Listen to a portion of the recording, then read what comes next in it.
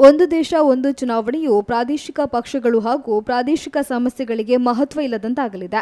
ಇದು ಪ್ರಜಾಪ್ರಭುತ್ವ ವ್ಯವಸ್ಥೆಗೂ ವಿರುದ್ಧವಾದದ್ದು ಎಂದು ಶಾಸಕ ಯುಟಿ ಖಾದರ್ ಅಭಿಪ್ರಾಯ ವ್ಯಕ್ತಪಡಿಸಿದ್ದಾರೆ.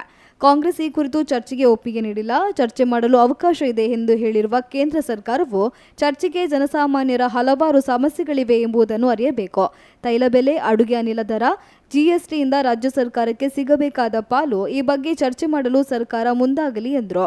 ಒಂದು ದೇಶ ಒಂದು ಚುನಾವಣೆಗೆ ಸಂವಿಧಾನಾತ್ಮಕ ಬದಲಾವಣೆಗಳ ಅಗತ್ಯವಿದ್ದು ಇದು ದೇಶದ ಸಾರ್ವಭೌಮತೆಗೆ ಧಕ್ಕೆ ತರಲಿದೆ ಎಂದರು. 2 ದಿವಸದ ಅಧಿವೇಶನದಲ್ಲಿ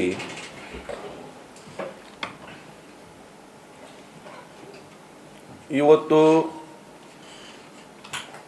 ಒಂದು ರಾಷ್ಟ್ರ ಒಂದು ಚುನಾವಣೆ ಚರ್ಚೆಗೆ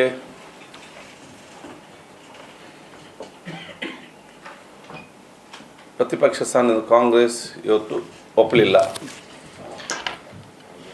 ಅದೇ ರೀತಿ ಸಂಗಮೇಶ್ಗೆ ಆದಂಥ ಕಿರುಕುಳ, ಆ ಕ್ಷೇತ್ರದಲ್ಲಿ ಆದಂಥ ಅನ್ಯಾಯದ ಬಗ್ಗೆ ಅವರು ಕೂಡ ಪ್ರತಿಭಟನೆ ಮಾಡಿದ್ದಾರೆ. ಇವತ್ತು ಒಂದು ರಾಷ್ಟ್ರ ಒಂದು ಚುನಾವಣೆ ಇದರ ಬಗ್ಗೆ ಚರ್ಚೆ ಹೇಗೆ ಅಂತ ಹೇಳಿದರೆ ಇದು ಆಕಾಶಕ್ಕೆ ಮೆಟ್ಟಿಲಿಡುವಂಥ ಪರಿಸ್ಥಿತಿ. ಎಲ್ಲಿಗಾದರೂ ಹೋಗಲಿಕ್ಕೆ ಒಂದು ಸ್ಟೆಪ್ ಬೇಕಲ್ಲ, ಮುಟ್ಲಿಕ್ಕೆ. ಇದು ಎಲ್ಲಿಂದ ಎಲ್ಲಿಗೆ ಸ್ಟೆಪ್ ಇಡಬೇಕಂದ್ರೆ ಯಾರಿಗೂ ಕೂಡ ಇವತ್ತು ಗೊತ್ತಿಲ್ಲ.